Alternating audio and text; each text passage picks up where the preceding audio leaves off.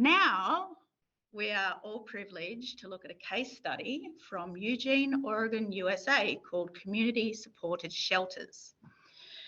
The Eugene City Council and its community organisations are very progressive in addressing homelessness. For example, on Wednesday, April 28th of this year, they approved an ordinance to create more safe and lawful places for people to sleep.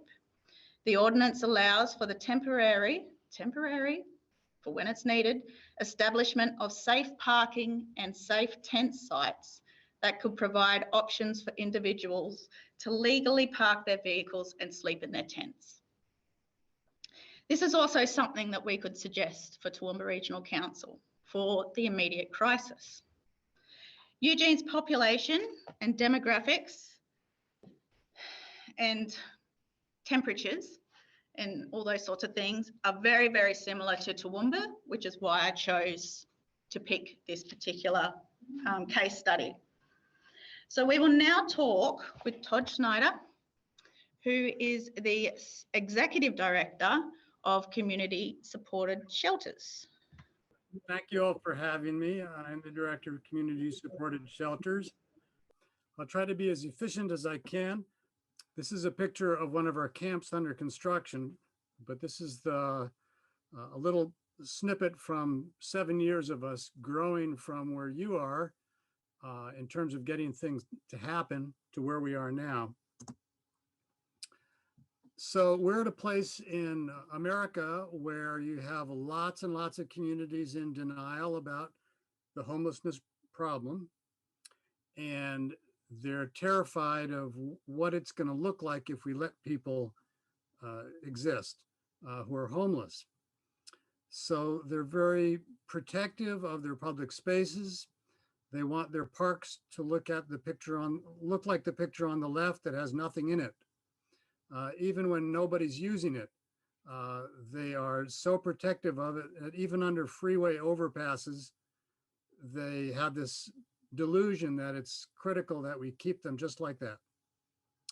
On the right, you see a picture of what this site actually looks like now under the city's brand new ordinance that you referred to, where they are permitting people to camp in various public spaces. And we're really just getting rolling with that as a city, but it's looking very promising. One of the big things that we've already learned is that if you provide dumpsters for garbage and you provide porta potties and hand washing stations, that a lot of the worst problems that come with homeless camps go away.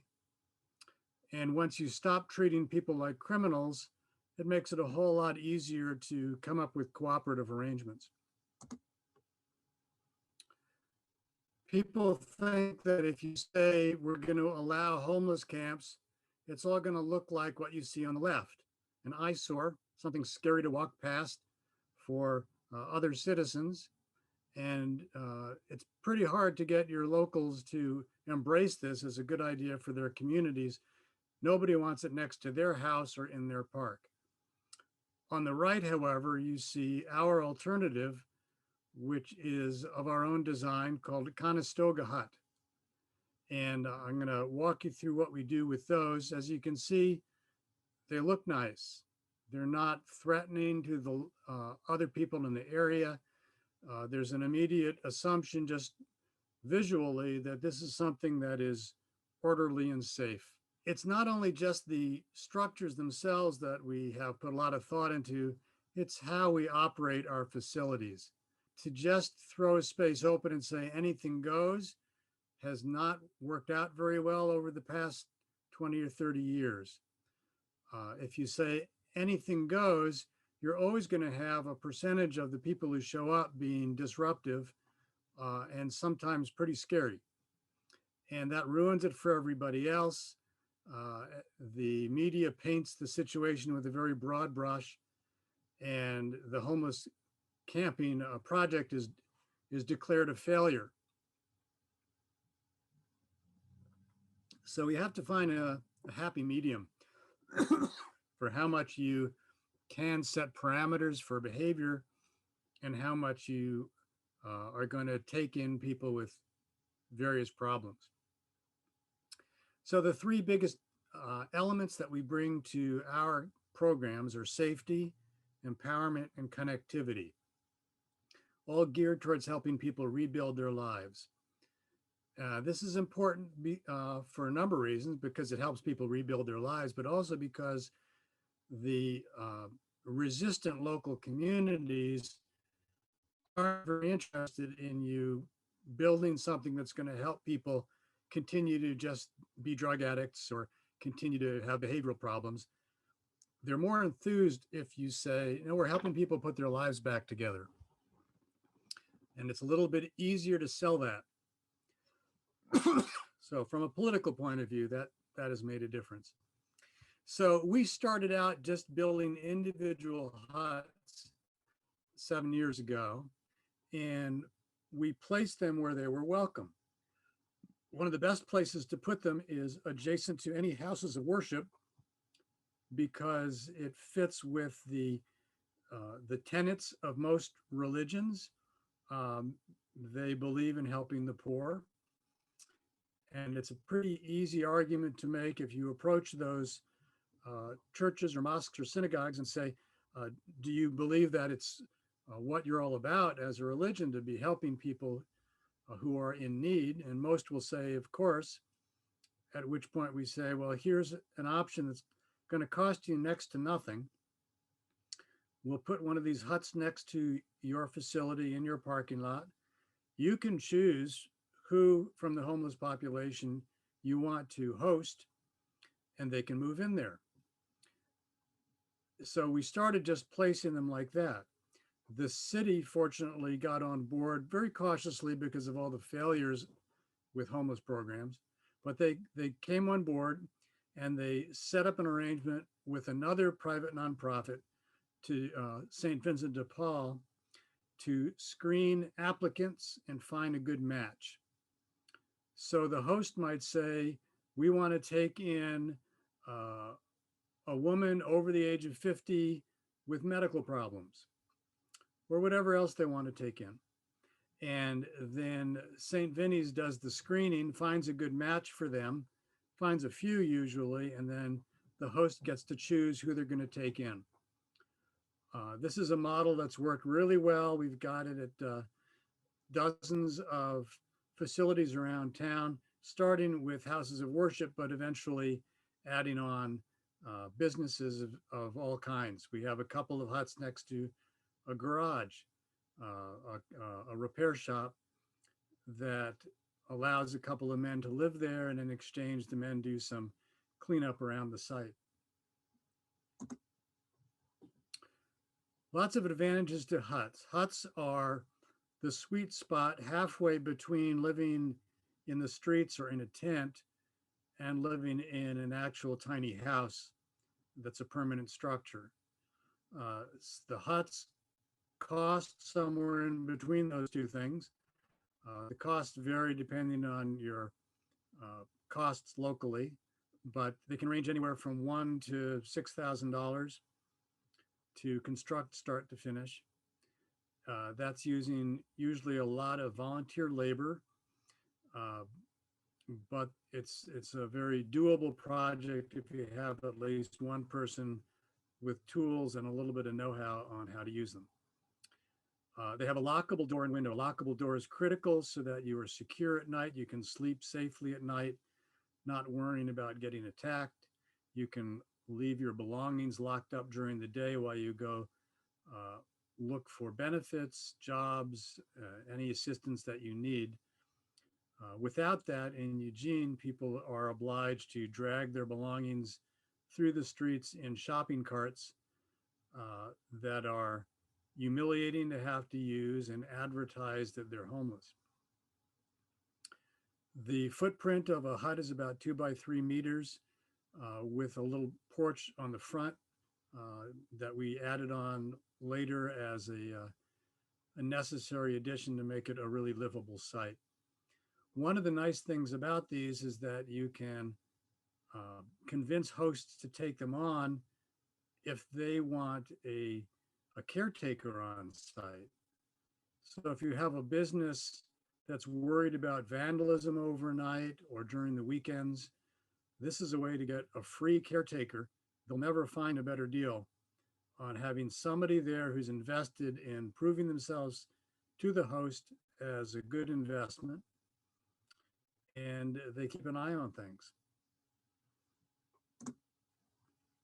So over the years, the city has gotten more and more accommodating. This is just over a period of 7 years, moving from being cautious to being more enthusiastic about us. They got to the point where they set up an overnight sleeping ordinance, and they actually wrote us into the ordinance for car camping. It started out as a car camping ordinance allowing you to put cars and tents in various locations to sleep in. And they simply added the phrase Conestoga hut as another option. This is really a critical point that you want to bear in mind when you talk to your elected officials, because their easy answer to avoid doing anything is they say, that's against our ordinances, we can't help you. The correct response to that is, thanks for pointing that out. I'm pretty sure that it's your job to write the codes. That's what we elected you to do. If the codes are no longer serving our community, you're the one who's supposed to fix that, right? And if they admit that that's their job, then you say, well, great, this is a great opportunity for you to show how you're earning your salary, because otherwise we could just live with the codes that were written 50 years ago and never change anything. So once you have exposed that excuse for not taking action, you have something to work with moving forward. And if they say they don't know what to write in that code, you can offer to help them, and you can certainly send them to me or to our city manager's office for guidance on that. So we put these at various sites that serve as hosts. And as they grow in enthusiasm, they often will take in multiple huts. I like to start with 2. That way, both people that live in the huts have mutual safety. If there's any kind of a threat on site, there's somebody else there who can call the police, call the fire department, or come to their aid. And as one church or synagogue or mosque has this success, the parishioners are our best ambassadors to other facilities around town. They can talk to them and say, we did this and we're really proud that we have put our beliefs into action in helping people in such a tangible way. And why don't you come see how it works, and we'll help you do it too. And in that way, it begins to spread. We sell a hut manual that we mail all around the world. And we sell, in addition to that, templates for some of the wall pieces to make it easier to duplicate.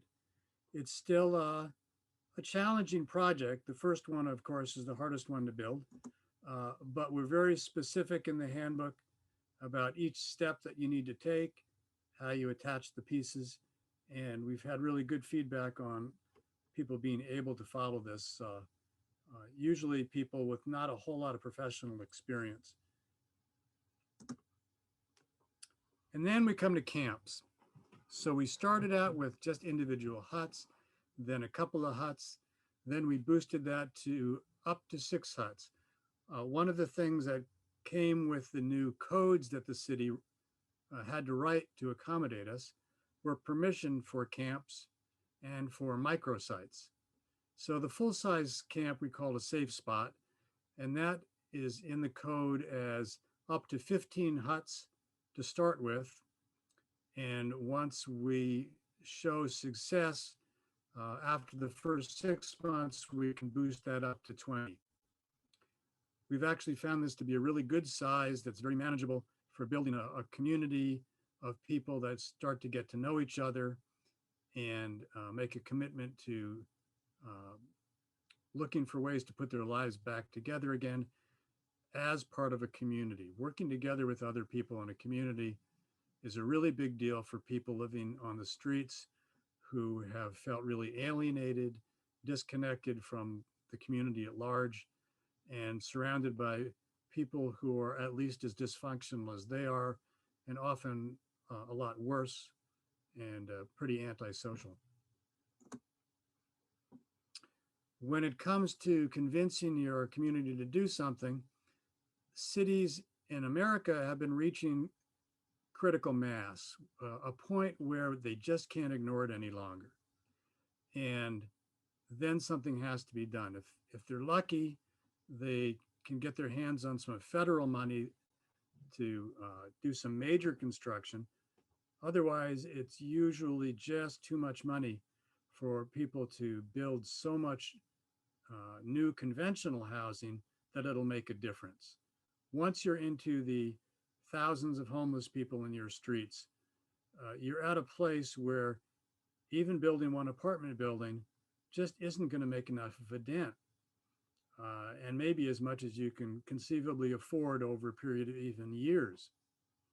An example being conventional construction here that you see cost $13 million. It's a beautiful site. It's great. Our community needs it, and it's primarily for people dealing with chronic mental illness. But that's 51 units for $13 million. That's $260,000 for a modest one-room apartment, basically. For that kind of money, for our model, you could build 1,057 units. So if you're trying to make a dent, you want to look at your local community's budget and say what makes sense. And we have to find a mix of all of the pieces that we need to solve the problem in our community. Yes, we're going to need some more conventional shelter. We're going to need some permanent shelter, but we also have 1,000 people that we need to get some kind of shelter pretty much immediately. And we have to get to the point where we stop denying that and say, how are we going to get there from here?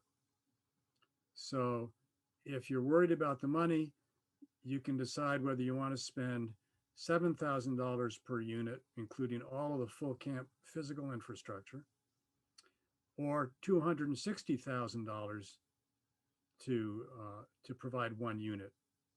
And then that shifts the conversation in a more realistic direction. We started out with 3 camps back in 2014. The camp in the middle is how we started, very humble. It was just tents, but it was better than hiding in the shadows. And we fenced that in. Fences are really important to provide security for the people living in the camp. They need to have control over who comes into their camp, just the way other people need walls on their house to keep strangers from coming into their house. Otherwise, it's unrealistic to tell people we'll give you a camp, but you're in charge of what happens there. They can't control who comes in if they don't have walls. We gradually built to having Conestoga huts over the years as we found more donors and people were enthusiastic as they saw we were succeeding. We also found that we had some success by targeting particular groups that would have sympathy in the local community. So the bottom right picture, for example, is our veterans camp. That's for military veterans who have come home from war, often with post-traumatic stress or traumatic brain injuries, and they couldn't figure out how to put their lives back together. And they've been living in the woods and along the riverbanks for years and years, some of them for decades. So we built a camp just for those folks. And we found that a certain segment of our citizenry were supportive of that, where they would have been more reluctant if it was for the general population. We established a camp that was just for people with disabilities in the upper left picture, physical and mental disabilities. And that is, again, a population that it's hard to deny them some shelter. And the elected officials recognized that they looked pretty foolish and uncaring if they said, we don't care. And then we also opened general camps as we won the approval of the community and they decided that we were helping solve the problem. So this brings us up to last September. Last September, a lot of things happened at once. One thing that happened was they hired me as director. I'd been on the board and doing the grant writing for 7 years.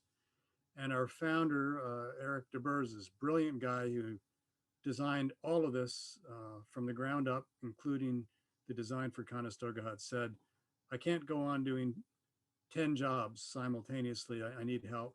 Would you come on? So I started doing that and immediately was faced with the worst forest fires in much of America's history, all up and down the West Coast.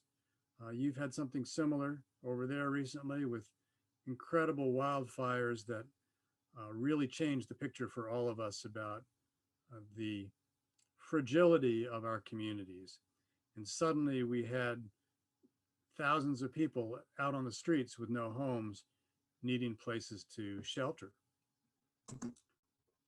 And of course, we had COVID on top of that, building in intensity nationwide, cutting through some of the denial about its existence. And suddenly we were all wearing masks and wondering what to do with people coming down out of the hills looking for shelter on top of our usual population. The folks that we generally end up housing are pretty varied. We have a very high percentage of people facing some kind of chronic mental illness, physical and mental disabilities, and addictions, as well as just the realities of living costing too much and the pay scale being ridiculous and not enough to pay rent anywhere.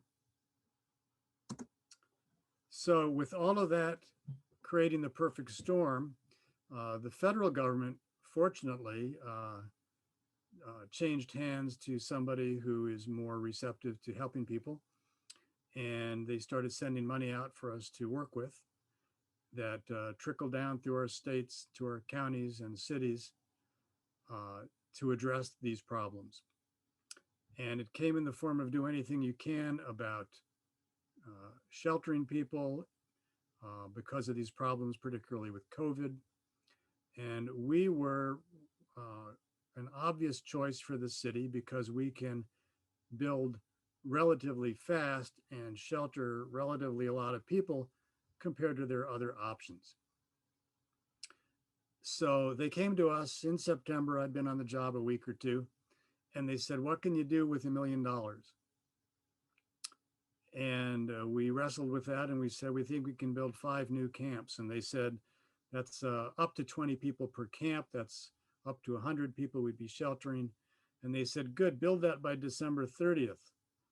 And we said, that's a really crazy idea, but we'll try. Well, that gave us 90 days to build 100 shelters in these 5 camps with all of the amenities.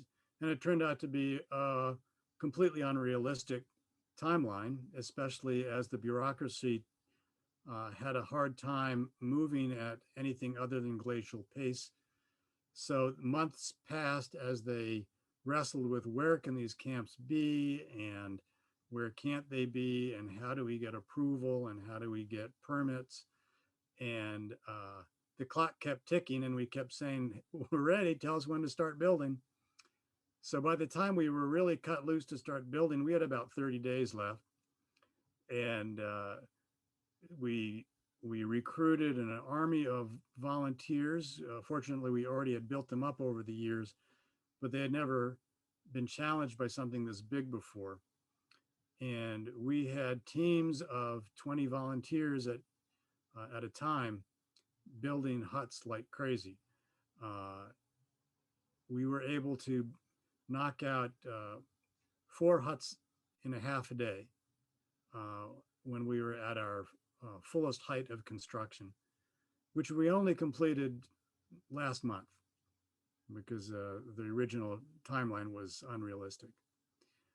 But we've opened them now and they're beautiful. We're very excited about developing the social programs that are a critical piece of this. We built 8 safe spots, which are up to 20 huts, 3 microsites. That means up to 6 huts. And the reason for a microsite is it's less bureaucratic and it can fit on a smaller footprint. So we don't have to jump through as many hoops with the government to put those in. And then we've got dozens of independent placements of huts here and there throughout the city. So this is a map that shows how they're scattered right now through our city to give you some sense. We're only a little bit bigger than you are. We're at about 160,000 people right now. And all of this is still fairly central, but a big step up from when we just had 3 huts or 3 camps. We looked originally for 3 camps, any oddball pieces of property that nobody had a better use for. In the middle of this picture, you see one of our first camps. This is for people with disabilities. And it's fenced in there. It's squeezed in an industrial area right backed up against railroad tracks where nobody would be able to build otherwise. So it was going to waste. It belonged to the city and they were able to give us permission to use it. And they just gave it to us to use, and they renew that lease every year or two at no cost. In the middle of this, you see another camp. This is a general camp that is located in between railroad tracks and 2 high traffic roads. Again, and it's on an angle. That's not really captured in the picture, but it makes it a terrible site to build anything else on. It's right next to the railroad tracks with lots of noise. And so they gave that to us. They thought it couldn't be done, but we succeeded. And now this brings us to an example of where we're at now, building all of those new safe spots.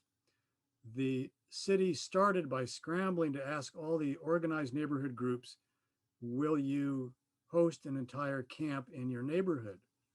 And we're a progressive community, which means that we had a lot of sympathy from those neighborhood groups, but most of them still couldn't get past the NIMBY attitude and not in my backyard.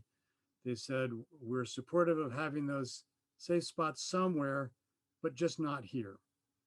So this was very frustrating and hard to get any forward motion on.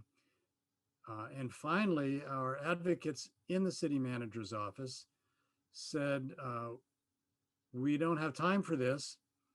We're going to find city-owned property and we're just going to announce that's where we're putting the camps and that's that. And the main spots that they found were in our largest parks, which even a couple of years ago was just politically not likely to fly.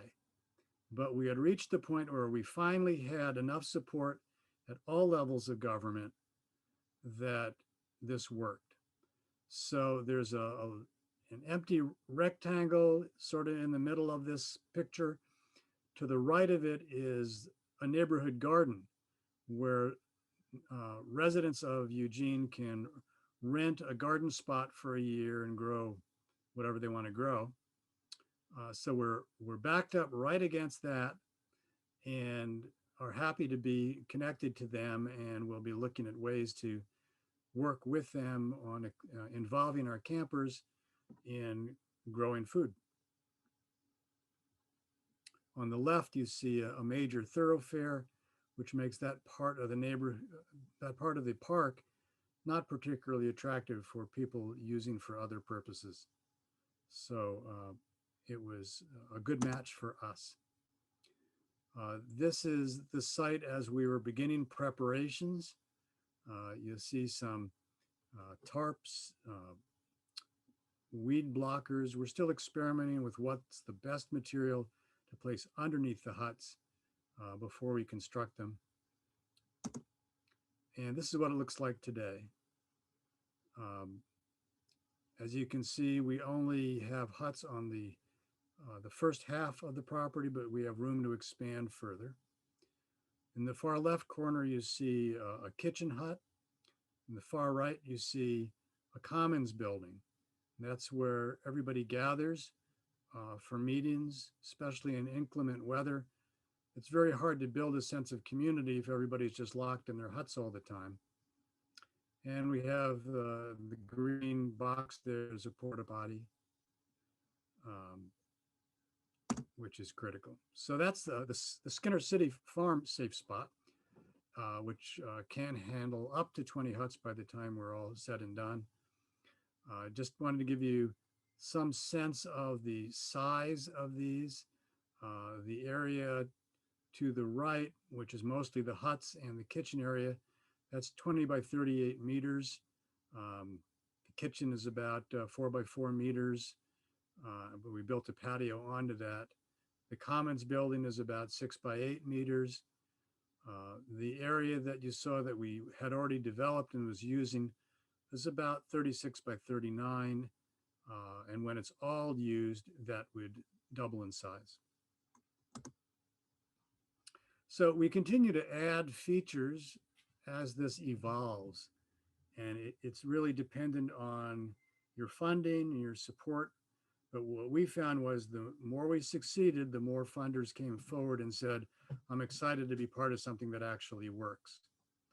So you have a lot of options in terms of showers, which is a problem that we're just beginning to address. It's pretty miserable to live without showers, and especially in inclement weather, too hot or too cold out. So on the right here, you see an experimented building. We've got lots of volunteers who love experimenting with designing solutions. And this is a very humble version that was built just a couple months ago by our friend Barr there, who's a retired contractor who came to work for us running our construction during this past 6 months. And this is a bucket on a pulley. You heat up the water, you put it in the bucket, you raise it up, and you dump it into a funnel that then runs through a shower head, and you can take a shower. He was able to build this for about $1,400. Bottom left, you see a commercial emergency shower built by Western Shelters that we may be looking into. Gathering the gray water is a big issue in our community, so it might be in yours as well. You have to work with your local authorities about how you can manage the gray water so that it doesn't violate any environmental ordinances. And then top left, what you see is an actual shower trailer. And this is a really good way to go if you can afford it. This runs about $75,000. It's a pretty significant investment, but we have a donor who's covering a new one for us right now. The one that's pictured there, the city government itself bought and then had to figure out where to put it and realized we were the best recipients. So we're using theirs right now, and we'll get our new one that we own in about 6 months. The Commons building that I mentioned earlier is absolutely critical piece of this. And what you see in there is a wood stove. And the wood stove is critical in the worst winter months when it's miserable out, it's rainy and cold. And it's really the only way to get thawed down to your bones before you go get in your hut. The huts are very well insulated, but they're not heated. But your body heat in an insulated hut, once you're warmed up and you're in a sleeping bag, for most of the year is absolutely fine and takes care of most people's needs. Unfortunately, we now also have to start thinking about the hot weather extremes. And so you may also need to think about building some kind of a shade tarp over your huts to make them livable during that time of year. This used to be totally enclosed in our design. We then opened up the front wall because of COVID so that you had good air movement. And now we have sliding walls at the front. We also realized that we could save costs by combining the kitchen hut with the commons building. And our kitchens started out again very humble, just a collection of tin cans in somebody's tent, and it gradually evolved into a full-size tent and then into a real kitchen. These here are the first ones we built with stainless steel countertops and a real stovetop with a propane tank outside. And this is a picture of one of our brand new huts. As you can see, you've got your campers over on the left and our kitchen over on the right. And people who've been living rough feel like they've gone to heaven when they move into a space like this, where they're treated with some respect and they can live lives that are not so miserable. It's very hard when you're living hand to mouth to get past a sense of fight or flight. Your brain activity is just not prepared to shift to any kind of long-term thinking. So the third part of our offerings is communities. We started with huts. We went to camps, which we now call safe spots. And then the third piece, that's the biggest piece, I think, is building a community. How do you get people to learn to get along who are not used to doing that? They've been living in a world where it was dog eat dog, a lot of conflict, a lot of fear. People stole from each other.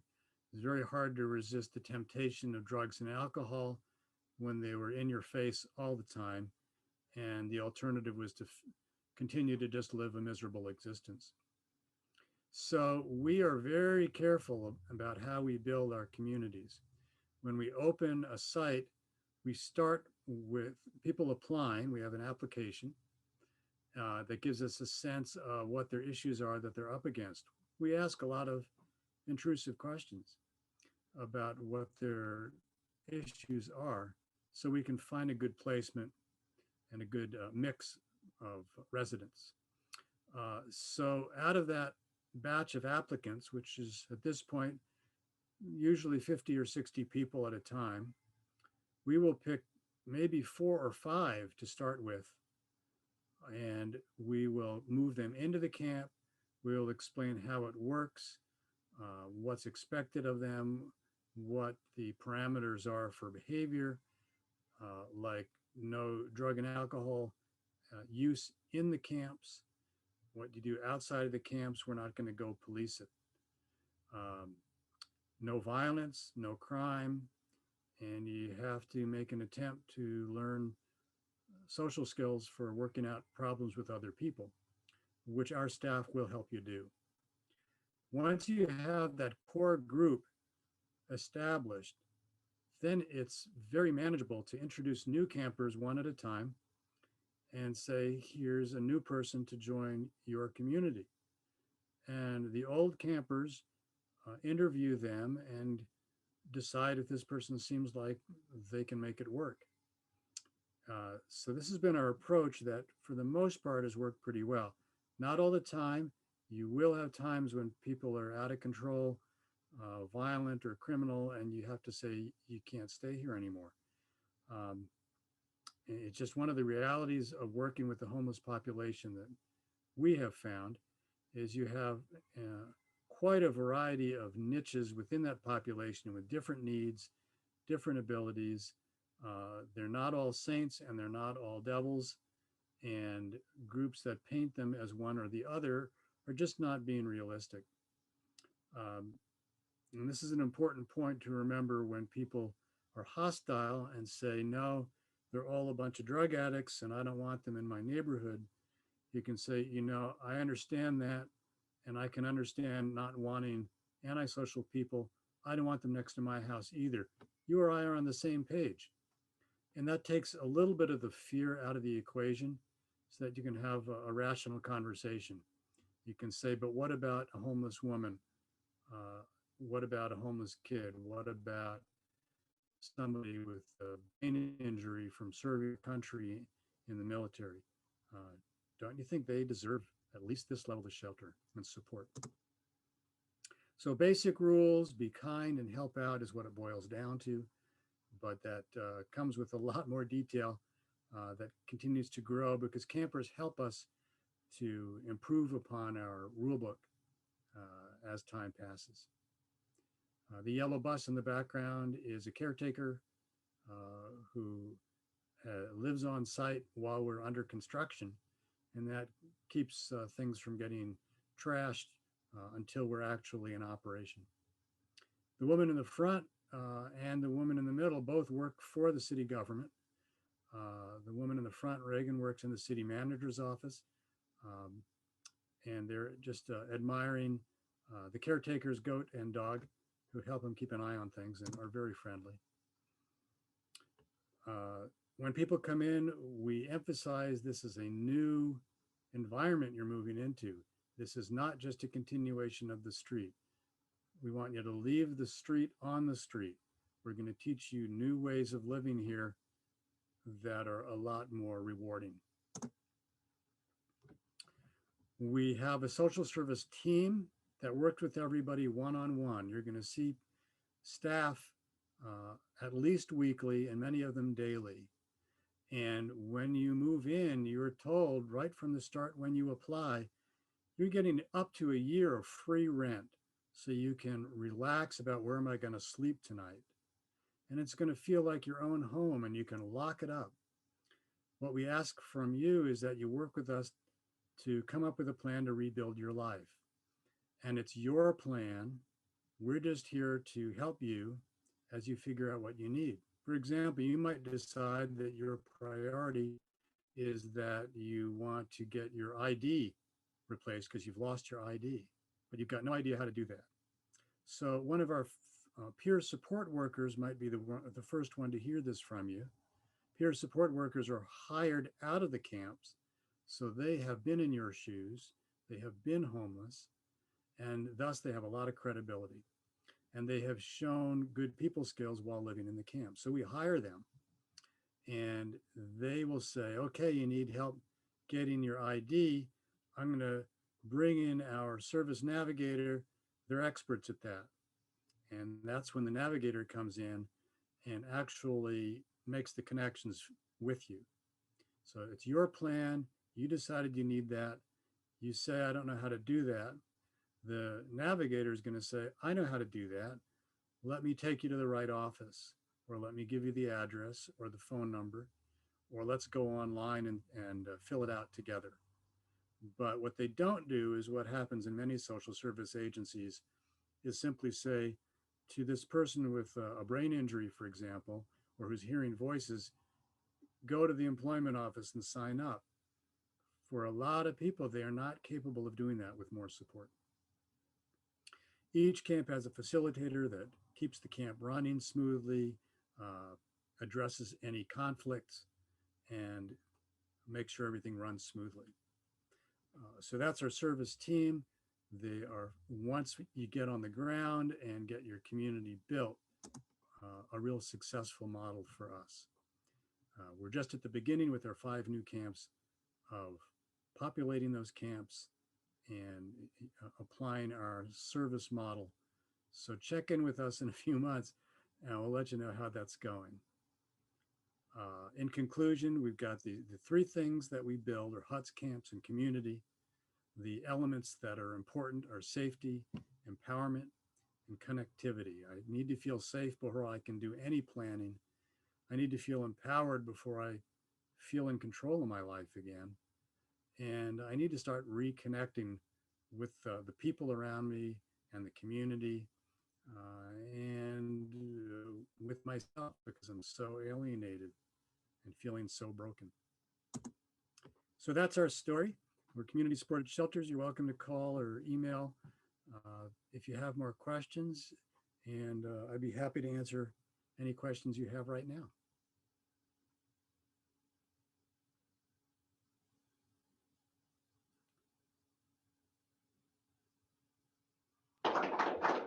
You're getting a round of applause. Thank you very much. Oh, good. Okay. That's okay. I'll put my video on. Hello, humans. Okay. So that was amazing. Thank you so much, Tod. That was very thorough. And it really does give us a great place to start and things to think about. So I guess I'll start. You said, yeah, so I've been hearing a lot. I'm empathetic to homelessness, but I don't want it in my backyard. Mm-hmm. So you've just told us that like the key is to personalize it and to break it down as, well, this is a mother, this is a veteran. So is that how it should be? I think that's a great way to start. I mean, you want to get your foot in the door, and depending on how resistant the local politicians are or the local community, you want to try and figure out what they will likely be most receptive to. And houses of worship are a good foot in the door for just a hut or two, because they do usually say, of course, we want to help people who are in need. And we don't have a whole lot of money to offer, but we do own this lot. And if you can do most of the work for them, it makes it so easy and compelling. And if you can just find one parishioner in that house of worship to be your advocate, then you've got a person inside, and you got something to work with. So starting small and growing, I think has been a really good way to start. I hear from a lot of people in our country who are just feel like they're beating their heads against the wall when they try to build a hall camp. And my response is start really small. And if you get one hut built in year one, that's a win. And you can gradually build from there. Okay. Chris, do you have anything to ask? Yes, Tod, thank you so much for your presentation. I'm involved in a community group here in Toowoomba who's been advocating to protect some federal government land. It was just wonderful to hear of the role of your new federal government and the difference that a new administration can make in that sort of trickle-down funding for such an important issue as local homelessness. Here in Toowoomba, we have a wonderful emerging organisation called Tony's Kitchen that's feeding our homeless 365 nights of the year. But obviously there is the issue of homelessness that means that these people need feeding, and so that is a step along the way. I thought it's wonderful, your presentation of how to get around the council, what we call the council ordinance situation. Can you give us a bit more detail on the transition from car sleeping on and how car sleeping was sanctioned under your ordinances? Here in Toowoomba, we are aware of many women who are having to sleep in their cars, usually as a result of losing their residence as a consequence of domestic violence, but for other reasons of the increasing rents in our community. So could you just perhaps give us a little bit more example of why that ordinance existed in the first place, and the way councillors reacted to you sort of adding a couple of words there to bring your huts into coverage? Sure. So we started out with, like every community, people sleeping in their cars because they couldn't figure out anything better to do. And the the attitude of the government and the community was a bit like don't ask, don't tell. Let's pretend it's not there. And then eventually people would call the police if they had a problem with that camper or were simply offended. So when that happened, then the police would come and tell them they had to move. Sometimes that involved, if they refused to move, then they'd end up getting a fine uh, or their car towed away. And of course, for people who already have nothing, this is just a disaster. So as a community, played chase the camper for years and years and years. And some of those people were pretty awful to have parked next to your house. Other people were very humble, quietly minding their own business. And we needed to figure out how to stop treating them all as if they were the same. So eventually the city started acknowledging that this was an issue and that it wasn't very um, productive to just keep chasing people and giving them tickets. So then we decided, okay, we need to figure out where they can park, and then started experimenting with locations. So we started with coming up with a parking lot next to a stadium off season and saying people could park there. Well, we were really naive as a community at the time, and I actually was still working for the police department at that time. I forgot to mention that. And so I was seeing it from that perspective. And I think like many communities, were penny wise and pound foolish. We would invest the least possible amount of money in a program and then be surprised that it wasn't a very good program. So we let people camp there. We had one staff person supervising this. We had no screening, and inevitably, at least one person would show up who was a nightmare, who would start fights and attack other people and commit crimes. And it would only take one major incident for the entire community and the city council to declare this a failure and shut it down.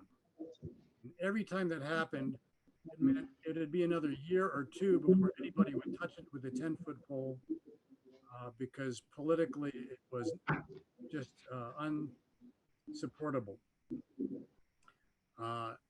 So while the city was trying and failing to do that, Eric was developing community supported shelters, which was quietly succeeding.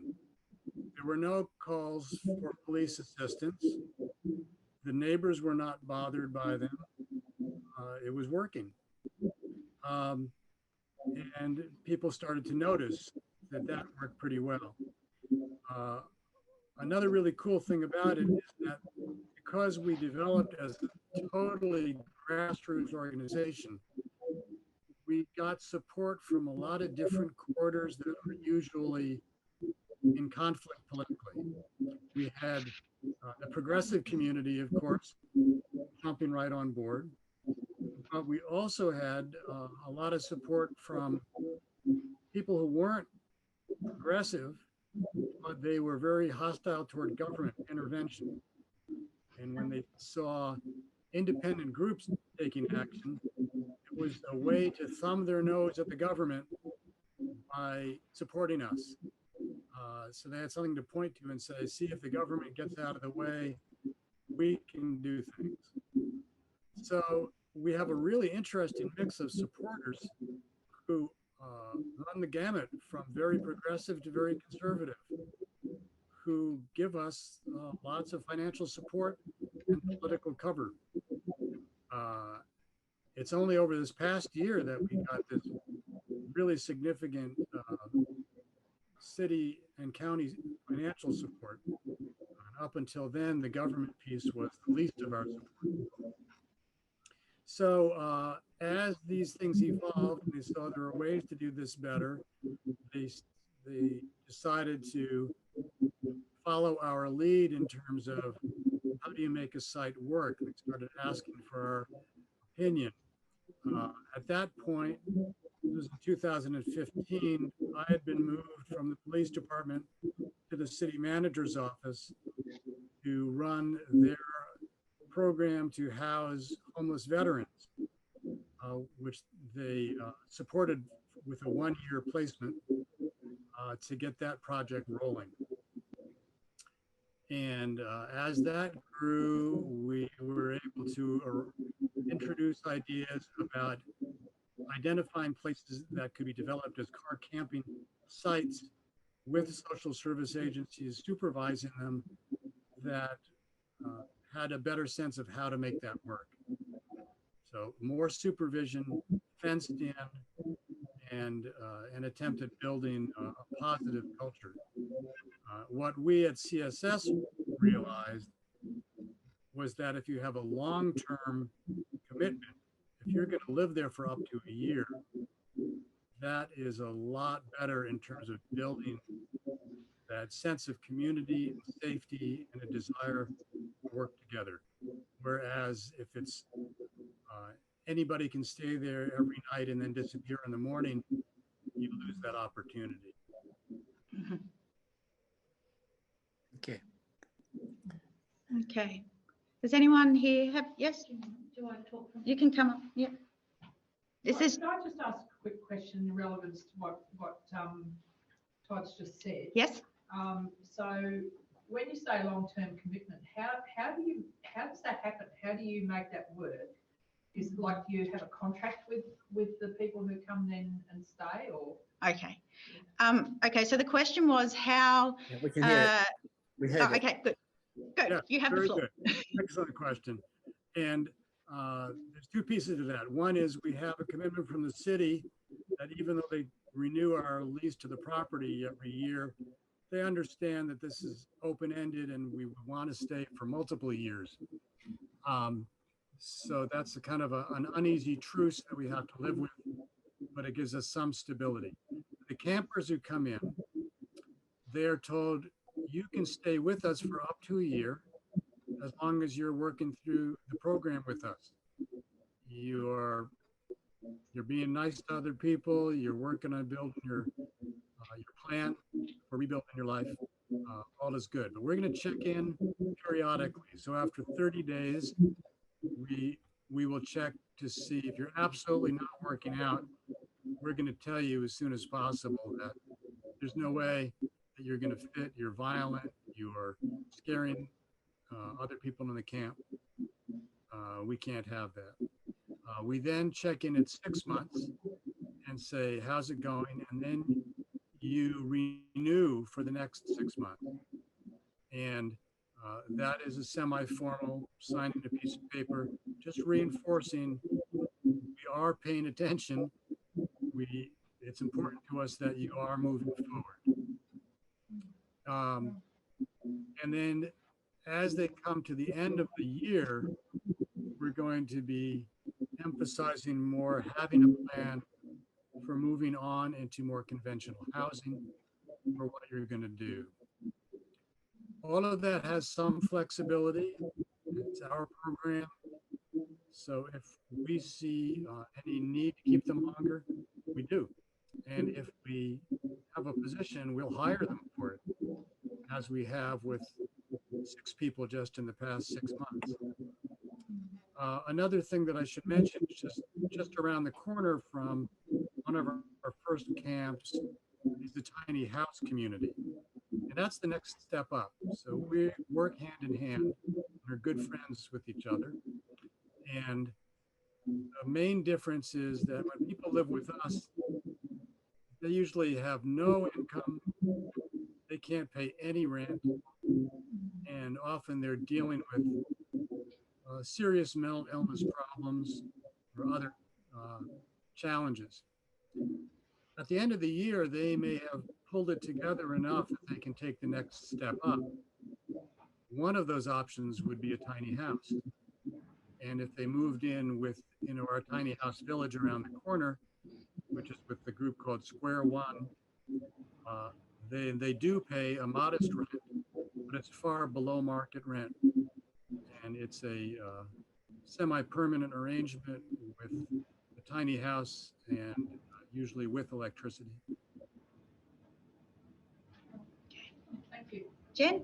I guess, look, I've got a couple of things, but I'll try and keep it brief. When you say we ask them to sign a contract and we decide who's not able to stay there and we run the village, who the we are and, where do they come from and who is going to, I guess, is that a whole other conversation? Yeah. Is it run by support services? Then if it is, then who are the support services and how are they getting paid or how are they getting remunerated for that? Who are the people that are there? And if it is caretakers, how are they being supported as well if they are having to have issues? I'd also like to know, was there wheelchair accessibility with these smaller huts? And being if it's prefabricated, is it able to be accessed by all abilities? And just along those lines, with the heating, and was there anything, and is look at solar heating or anything like that to sort of accommodate people within those elements? Did you catch all of that? That was a good list. I'll be surprised if I remember all of it, but I will. It's all good. We will work through it. So I think the first one's about organizational structure and who is the we. So the we started out with Eric and Faye DeBurr all by themselves. Eric is the bearded fellow in the middle of the picture that's still up there. And he is just a super creative, skilled guy who designed the first Conestoga hut and gave it to a woman with a baby. And people remarked on what a cool shelter that was, and it took off. So it started out with just one camp that he and Faye were running by themselves, and they just had a real finesse for relating to that population and understanding how to work with that population without any formal training or any degrees or credentials whatsoever. They were just really good at working with homeless people. And they gradually brought in other people as they had donations to pay for that. So right now there's a woman, Pujita, who's been with us since the beginning. And she helped out, and Mona, who's still with us, started taking on little bits and pieces of this. So it's very small staff to begin with. And Eric and Faye were working ridiculously long hours, but loved what they were doing. Took them years to realize that they were risking burnout, but it worked great for the first few years. As they added camps, they gradually added staff, but it's for the most part, Eric and Faye were the supervisors, and they gradually added camp facilitators at each camp who were in charge of everything at the camp. Just one staff person who was taking care of everybody, teaching them how the camp works, and trying to hook them up with resources. Only when we went to this new version of who we are did we finally say, we can't keep up anymore. We need something new. So now we've built this new model.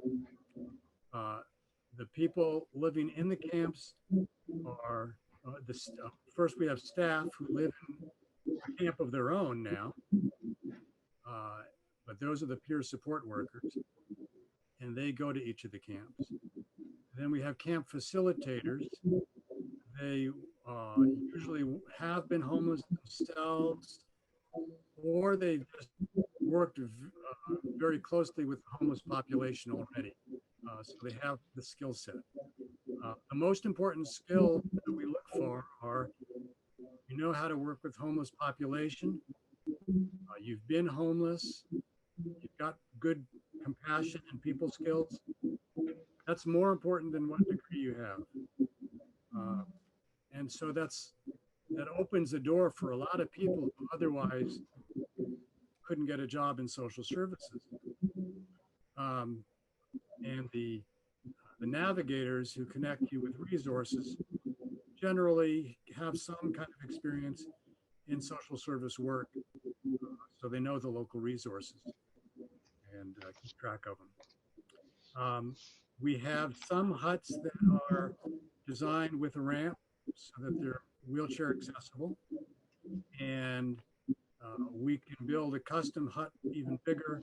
It's mostly a matter of expense, but at this point we have enough of a volunteer construction crew and paid shop crew that if we need more access, pretty much at a moment's notice, we can build a ramp for one of the huts.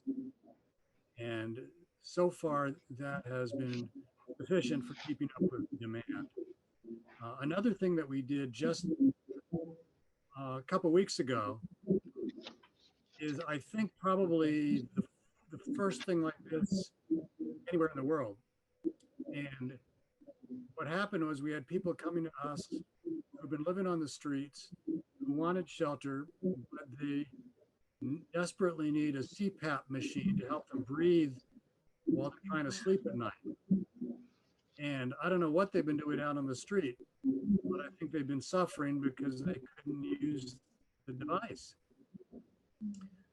So our first reaction was, well, we're happy to take you in, but we don't have electricity running to the huts. I don't know what to do about your devices. And what we came up with was rechargeable batteries for the CPAP machines. And those batteries people can bring to our central office, and we have built recharging stations on the outside wall. So those are accessed 24/7. We give those campers a key to the recharging box, and they can open that box, put in their old battery and plug it in and take the new one, and they're able to go back and run their CPAP machines. So a pretty unusual arrangement, I think, that most shelters don't want to deal with. And we're happy every time we can fill a niche like that. Did that answer everything? Yeah. Yep. So that the rechargeable battery will Yeah. answer the heating. Yeah, so They've opening the rechargeable battery Yeah. place just in Charlton. yeah. So there is no lights in the huts, or is there solar lights? Good question. So we have solar chargers on top of the Commons building usually, and they run cables inside the building to boxes where people can recharge their cell phones, and that also charge an overhead light. We so far have not found an adequate heat source based on solar panels, although we keep looking. For people in their individual huts, most of them will use some battery operated light and sometimes a little fan, but not much else. And that seems to get them by. This year, however, in fact, any day now, we have one other new offering, which is that our city library took it upon themselves to solicit funds to pay for Wi-Fi, for Wi-Fi hotspots that anybody in the city can check out, just like they check out a library book. And they can take it home someplace where they don't have Wi-Fi access and use it. And the initial thought was for students during COVID in families that didn't have access. But they almost immediately then thought this would be amazing for homeless people. So where would we put these? And they said, all of those camps that community supported shelters is building would be perfect. So they called me up very excited and said, we want to give you Wi-Fi hotspots that are rechargeable. You can use them in all your camps. And you would just need to figure out by using them how long they last in between charges and where you have to take them to recharge them. So we're waiting for those Wi-Fi devices to arrive. And when they do, they've already promised me 50. We will distribute them and be testing those out. It's another great example of how once you get your foundation built, if you have success, supporters come out of the woodworks and say, we want to be part of this. Anyone else on the floor? I think you've answered so many of my questions. The last question is, with the bushfires, what we call bushfires or wildfires, I'm assuming you had an emergency plan for your shelters, and if they were under threat, was that the city's responsibility or your responsibility? Because we've had a major flood here. I'm just wondering how do you take care of that? Well, we don't have anything special set up in terms of arrangements with the city for protection. We're like any other home or property in the city, as our municipal fire department would respond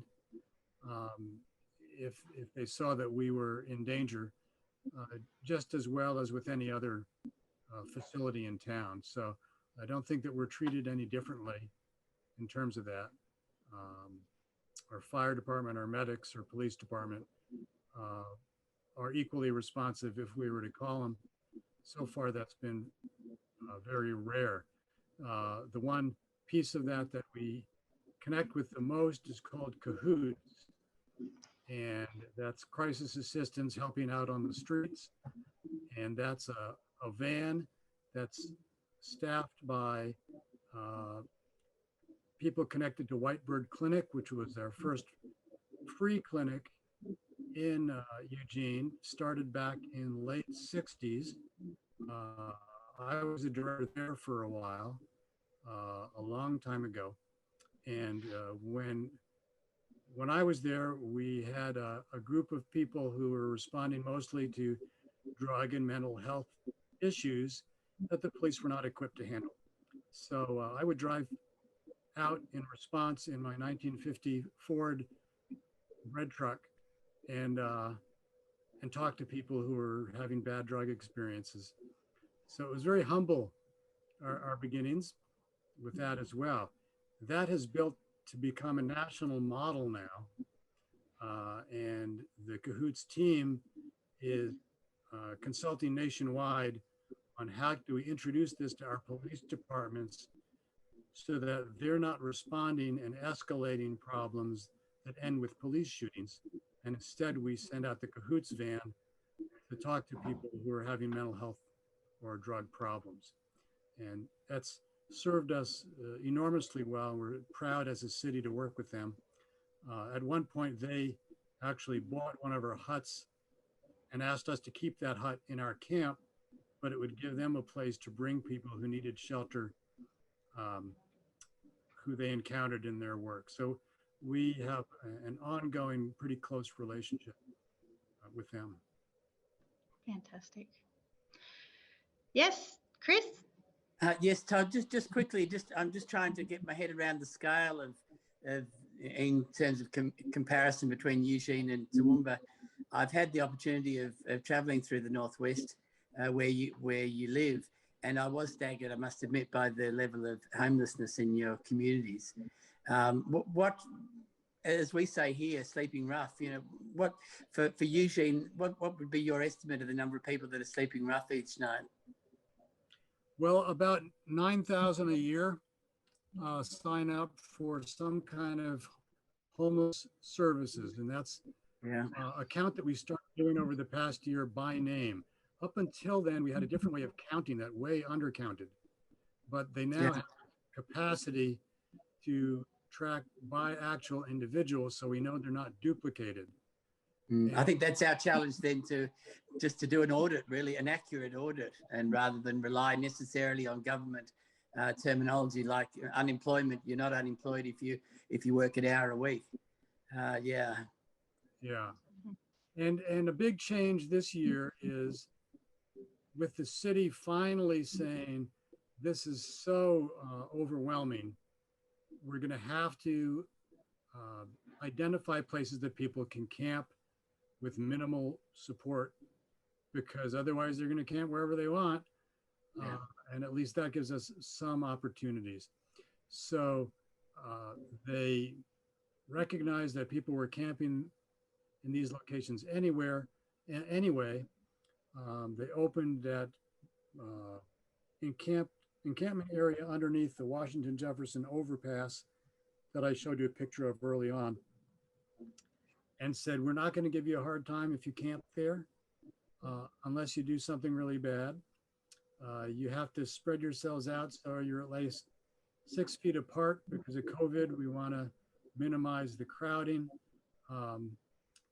We're going to provide the dumpsters. We're going to provide water. We're going to provide hand washing stations, and we're going to have some kind of presence 24/7 that's primarily focused on helping you connect with services, but it's also there to have somebody to respond if there's criminal activity.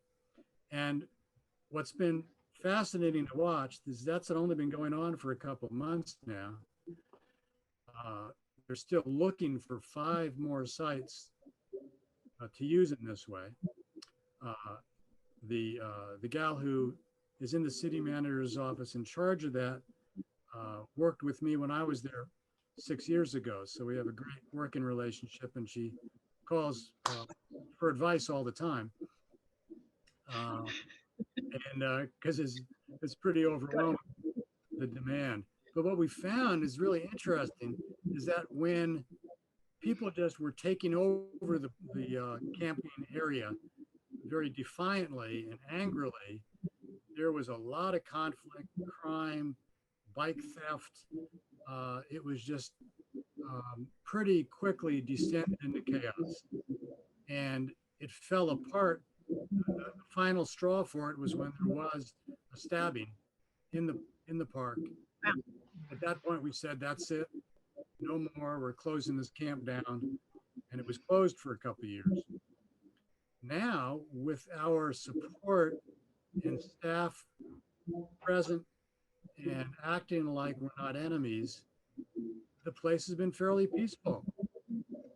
It's been actually pretty amazing to watch, because I keep worrying and waiting for the other shoe to drop and something to go sideways. But so far, the campers seem to be peaceful and just trying to live their lives.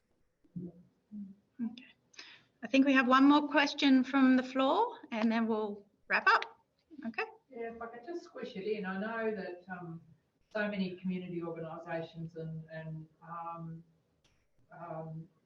things that I've been involved with, the brick wall when it comes to things like insurance.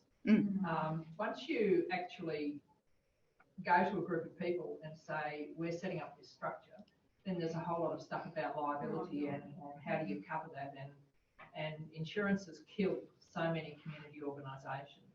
So I'm just wondering what you guys do about that. Well, we do pay for insurance, and it's gradually increased. And as we increase our complexity, we have a half dozen vehicles that we're insured, and a warehouse and all of our camps. But we found an insurance company to work with that's sympathetic to our work, and they've managed to make it work. So we'll talk to our local person, and they say, let me talk it over with headquarters, and they come up with creative ways to identify what's being covered. So depending on what it costs, you probably are going to start with the bare minimum and then gradually take on more as you have more to protect. Thank you. Okay. Well, I think that's it for today. It was exactly 2 hours, which I didn't expect, but thank you so much everybody for attending and for anybody who may watch the recording in the future. And I hope this is a great start for addressing homelessness further in our city. So thank you everybody. Bye.